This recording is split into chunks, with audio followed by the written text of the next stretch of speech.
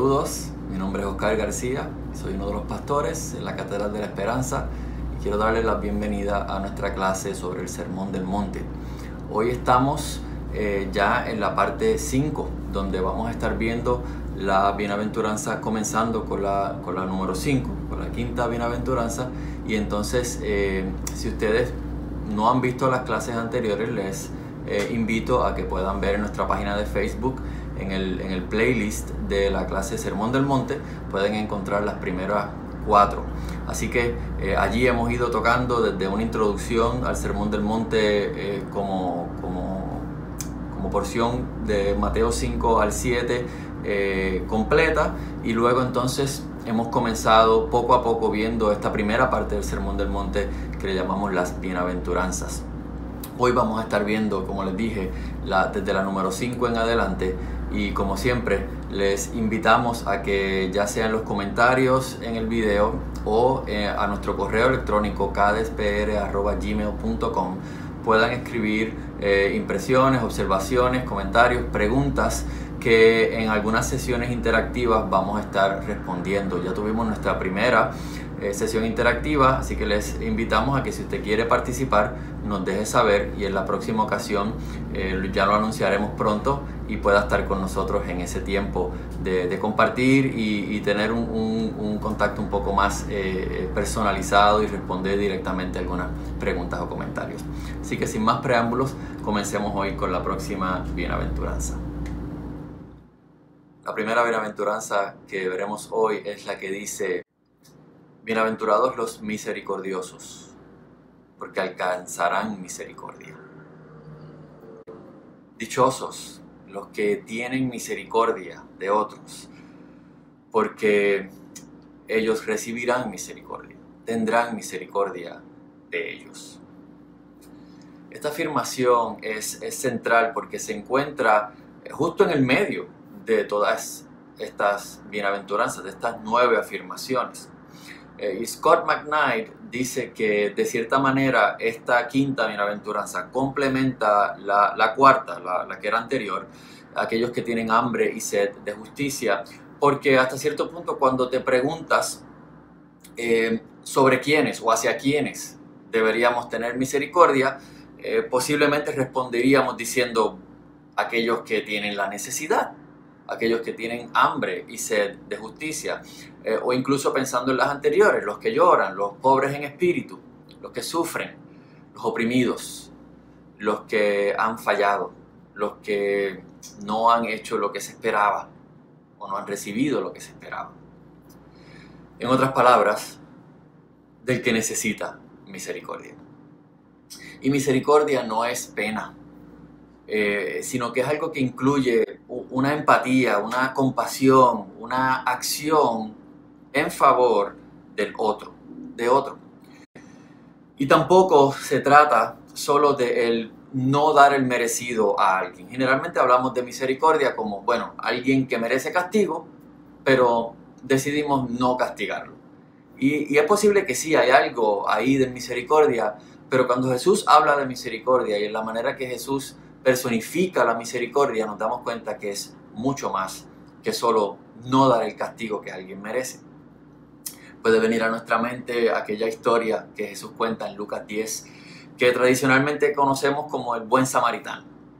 Y vemos en la historia de este hombre judío que va por este camino, va de Jerusalén a Jericó, y es asaltado y es golpeado por estos ladrones. Y no se nos dice mucho más acerca del hombre, solo de que es judío. No se nos dice mucho más acerca de estos ladrones, solo Jesús cuenta esta historia, y les recuerdo que es una historia ficticia, aunque podríamos pensar que, de nuevo, de alguna manera estas cosas sí pasaban o sí todavía pasan, pero Jesús en este momento está construyendo esta historia para llevar un punto, o como ya hemos dicho aquí, para sorprendernos. Y el hombre se nos dice que queda medio muerto allí en la calle. Y cuenta Jesús en esta historia que pasa un sacerdote, alguien de gran estima, un líder religioso, y sigue de largo. Pasa un levita, alguien que está encargado del culto en el templo. Otra vez, alguien de alta estima, alguien que tiene unas credenciales.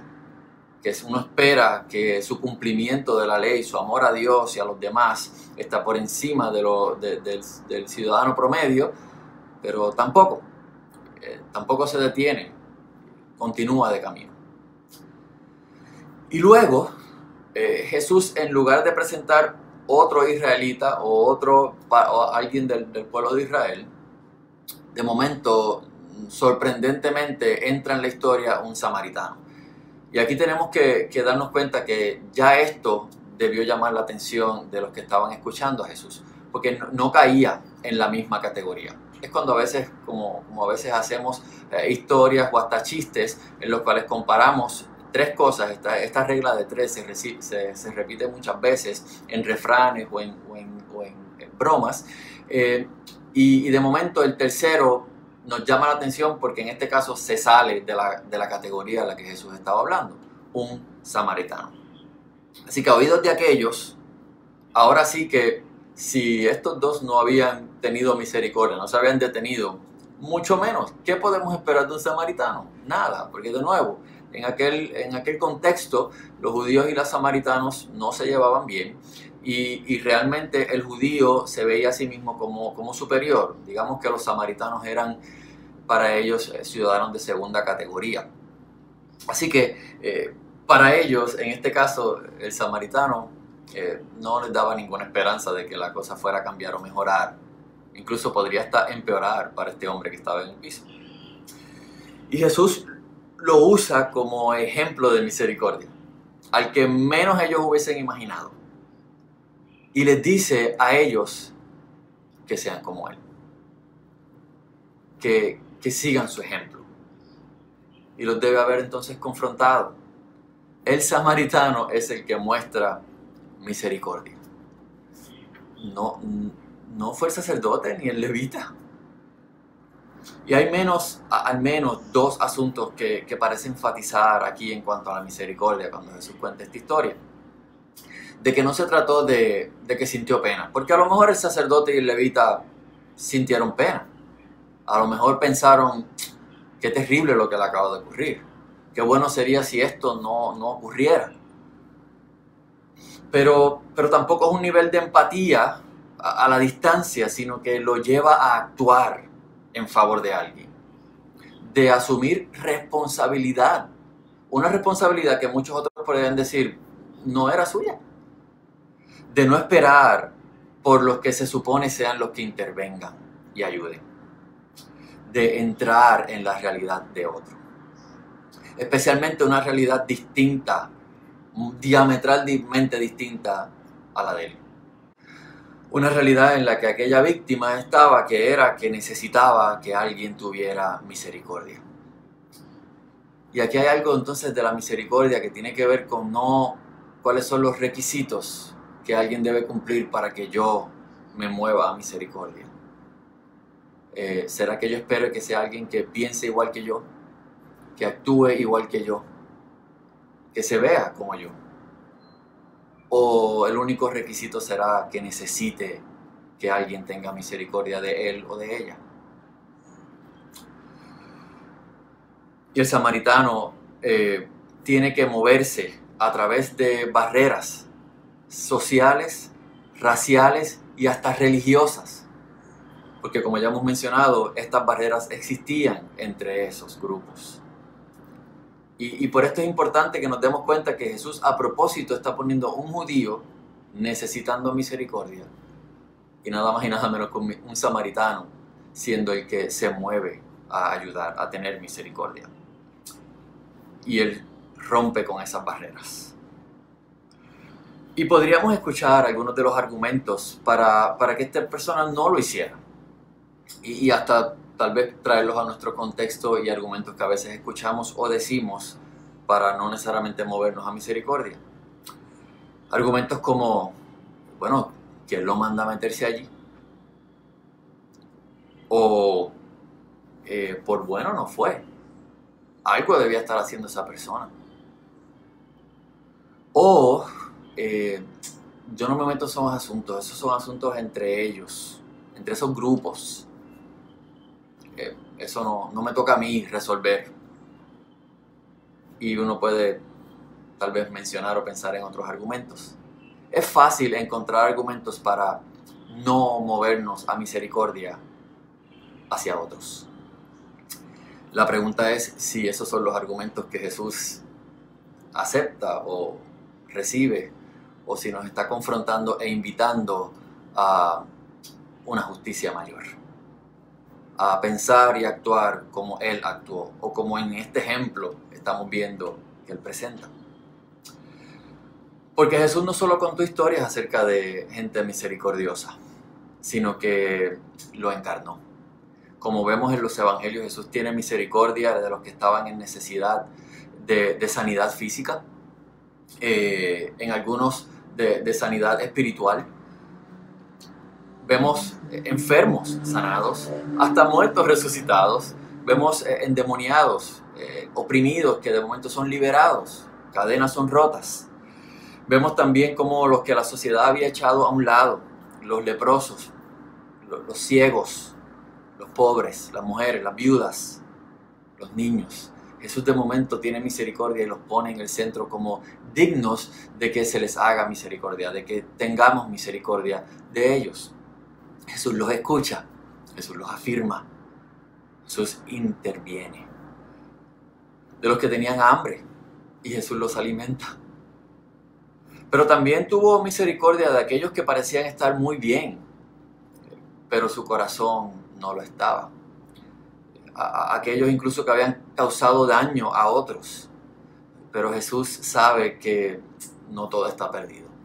Podríamos pensar en un Zaqueo que había hecho mucho daño y que en este caso tendría malísima fama entre sus compañeros, sus compatriotas, sus compañeros judíos, porque era alguien que cobraba impuestos para el imperio romano. Sin embargo, Jesús se mueve a misericordia y se invita a sí mismo a casa de Zaqueo. Y allí le muestra la misericordia de Dios y dice que la salvación llegó a su hogar aquel día.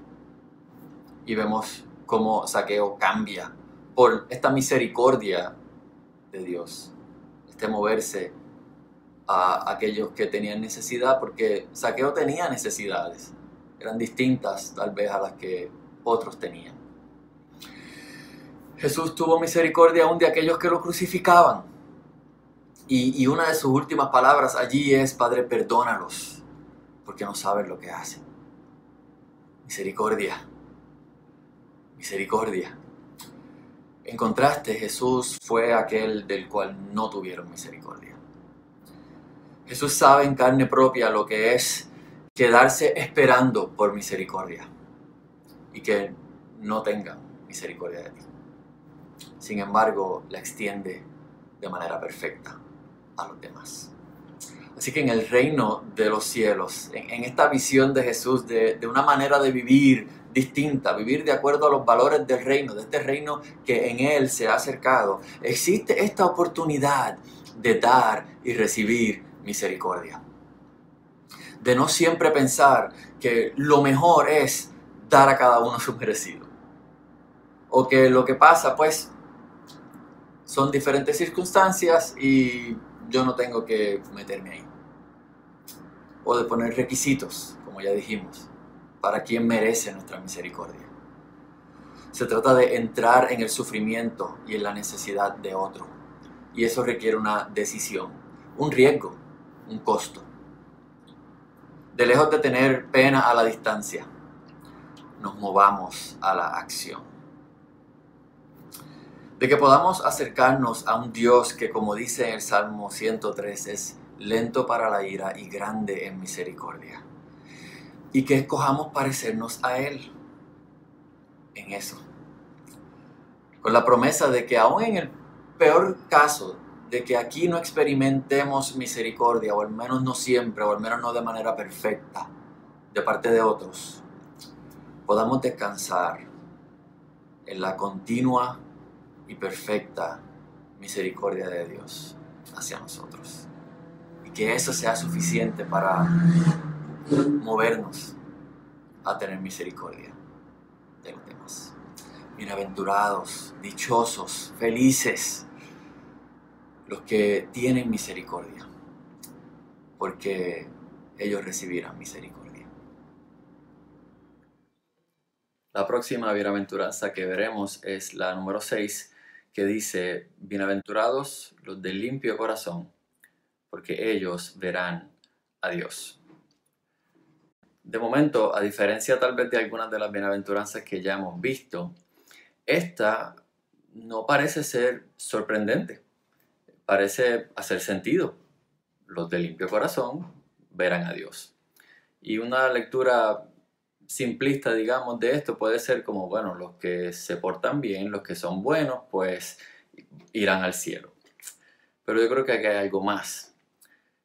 Y lo que sí puede ser sorprendente cuando pensamos en esta bienaventuranza, especialmente cuando consideramos la vida de Jesús en los evangelios, su ministerio y sus interacciones con la gente, es quiénes son estos limpios de corazón, quiénes son ejemplos de esto.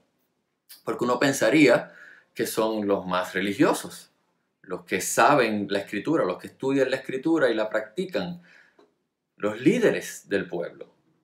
Y durante el ministerio de Jesús, lamentablemente, son precisamente estos con los cuales Jesús tiene más dificultad, más encontronazo, más tensión. Así que nos encontramos con la dura realidad de que no siempre es así. O sea, no siempre los que esperamos sean estos ejemplos de los limpios de corazón, son los que en realidad lo son. Muchos de estos, con los que, como ya dijimos, Jesús tuvo problemas, son aquellos que esperaríamos que eran los buenos, eran los mejores. Y en contraste, muchos de aquellos que se acercan a Jesús y que Jesús les recibe y escuchan el Evangelio y participaban del ministerio de Jesús, eran aquellos que a todas luces parecían estar sucios, parecían estar lejos, parecían no ser para nada ejemplos de los limpios de corazón. Entonces, ¿qué parece estar diciendo Jesús aquí? Por un lado, hay un asunto de la pureza, el concepto de la pureza, y creo que es importante que sepamos que en el pueblo de Israel, parte importante de su vida religiosa y social tenía que ver con su pureza. Y había unas leyes específicas que decían, dejaban saber si una persona estaba pura o impura. Y esto le impedía en algunos casos estar en contacto con otras personas, o le impedía también ser parte del culto, de los sacrificios, de las diferentes partes de la vida religiosa, de su relación con Dios. Así que había un asunto importante aquí de este asunto con el asunto de la pureza. Si estabas impuro, quedabas aislado del resto de la comunidad y de Dios. Y hasta que no hicieras lo necesario para purificarte, no había esperanzas de estar en comunión con ninguno de estos dos. En otras palabras, si estabas impuro, no podías adorar, no podías acercarte, no podías ver a Dios. El Salmo 24 pronuncia y expresa algo de esto cuando dice: ¿quién subirá al monte de Jehová? Y la respuesta es: el de manos limpias y corazón puro. O sea que aquí incluso vemos cómo este asunto de las manos limpias o esta pureza externa debía ser reflejo de una condición interna.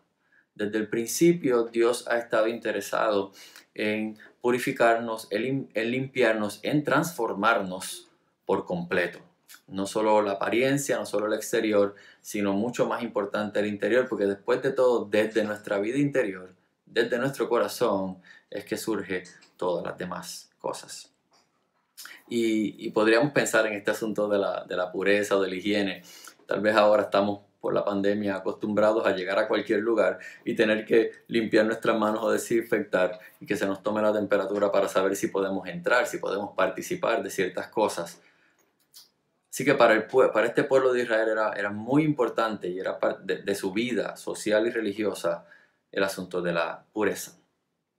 Ahora, lo grandioso es que aun cuando como seres humanos nos hemos ensuciado las manos, aun cuando nuestro corazón se ha endurecido y no ha estado limpio, cuando está oscurecido, contaminado, y ante nuestra propia incapacidad de limpiarlo, de limpiarnos y de purificarnos a nosotros mismos, Dios anhela tanto estar en comunión con nosotros y que nosotros podamos estar en comunión con los demás, que nos podamos acercar, que podamos experimentar su presencia, que en palabras del Salmo, que podamos subir a su monte, que constantemente extiende y promete perdón, limpieza, purificación. Y esto parecería decir que es que Dios se esconde o que no se acerca o revela a los que no cumplen con ese requisito de estar limpios. Parecería de momento como que Dios expulsa o envía al exilio a aquellos que no se han purificado. Pero el Evangelio nos muestra algo sorprendente. Juan 1 nos dice que Dios se encarnó, que este verbo se hizo carne, que vivió, que habitó entre nosotros. Y dice que vino a los suyos, pero los suyos no lo reconocieron. Sigan conmigo. Jesús, al encarnarse, acerca a Dios a la humanidad, en su estado como estaba, sucio, alejado, contaminado. Sin importar la condición de su corazón, Él se acerca, Él se revela, Él se muestra. La diferencia es que la condición de nuestro corazón dicta nuestra capacidad de ver a Dios y reconocerlo. Hubo gente que tuvo a Dios de frente y no lo reconocieron. No lo vieron. Y no porque Dios se escondiera o porque Dios no quisiera que lo vieran o porque Dios se alejara, sino porque ellos no lo reconocieron. Y lo que impidió reconocerlo fue precisamente la condición de su corazón, o mucho más, su reconocimiento de la condición de su corazón. Una de las cosas que Jesús vino a hacer fue darle vista a los ciegos. Y lo hizo con algunos en sentido literal, pero también lo hizo con aquellos que padecían de una ceguera más profunda, una ceguera espiritual. Y Jesús en Lucas 4, cuando está leyendo en la sinagoga este rollo del profeta Isaías, dice: el Espíritu de Dios está sobre mí, y una de las cosas que dice es: me ha enviado a dar vista a los ciegos. Dios anhela ser visto. Dios anhela que tú y yo le veamos, así como anhelaba que aquellos que estaban a su alrededor en aquel momento lo vieran. Dios anhela ser visto. Y es el de limpio corazón, los de limpio corazón, no refiriéndose a aquellos que no tienen pecado o que son perfectos, porque no los hay, sino aquel que primero reconoce que no lo está, que no lo es. Y entonces ha estado abierto este proceso de limpieza, de purificación, de transformación que solo Dios puede hacer. Después de todo, como Jesús dice en Mateo 9:12, los sanos no tienen necesidad de médico, sino los enfermos. Y para esos, precisamente, Él vino. A mí me parece que Jesús puede estar diciendo algo como: aquellos que son limpios de corazón son los que me van a reconocer, son los que verán a Dios en mí. Pero también veo algo aquí de Jesús afirmando que aquellos que han sido limpiados, no solo afuera, sino en el corazón, en lo profundo de su ser, tendrán la capacidad de discernir a Dios, de percibir, de ver a Dios. El pastor Rich Villodas, en su libro Una vida profundamente formada, dice que para nosotros es fácil asumir la ausencia de Dios, especialmente en otras personas, en otros lugares o en otras circunstancias. Decimos: Dios no está allí. Como si nosotros tuviéramos el monopolio y el control de la presencia y la acción de Dios. Y dice él: lo que se necesita de los seguidores de Cristo es precisamente discernir la presencia de Dios, en lugar de asumir su ausencia. En lugar de ser aquellos que asumimos que Él no está, que no está trabajando, que no está haciendo nada, que no está presente en algún lugar o persona, seamos aquellos que podamos discernir su presencia ya y su acción en diferentes lugares, diferentes personas. especialmente aquellos que son diferentes a nosotros, que tienen opiniones distintas. Por último, Jesús, como ya hemos dicho, personifica las bienaventuranzas. Jesús es el limpio de corazón, que constantemente ve a Dios. Jesús es aquel que se mete en nuestra humanidad, en nuestra realidad, es tentado y lucha con diferentes cosas, sin embargo, jamás peca, jamás sigue otras formas, otras ideas. Es perfectamente puro. Y en medio de su vida y ministerio, constantemente ve a Dios. Sabe que su Padre está con él y tiene la capacidad de mirar al ser humano, conociendo bien su corazón, y aún aquellos que parecen estar más sucios y más lejos de Dios, y puede discernir allí todavía la imagen de este Dios en la que cada uno ha sido creado. Y creo que nos llama a nosotros y llama nuestra atención para que lo podamos percibir también. Pidamos a Dios que nos limpie y nos dé la capacidad de verlo. Ver a Dios aún en los lugares y personas en los que generalmente asumimos que Él no está. Porque dichosos los de limpio corazón, porque verán a Dios.